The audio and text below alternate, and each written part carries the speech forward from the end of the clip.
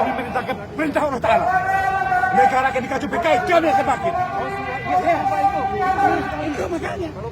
Nah, kalau memang kita tolong. Nggak ada yang tutup lagi, udah banyak. Ulama kami ditusuk. Pimpinan kami dibilang anjing. Siapa?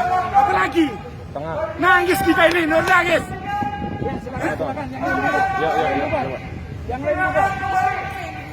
Yang lain bubar. Itu yang dibubarkan.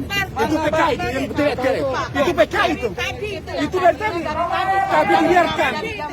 Itu polisi itu. Bukan PKI itu. Kita baru aja udah kami udah siap perang.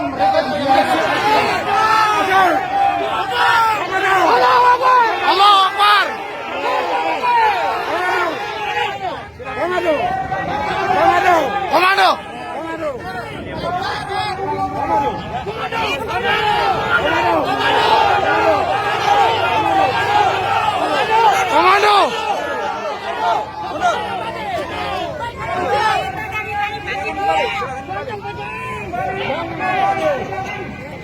Silakan kembali.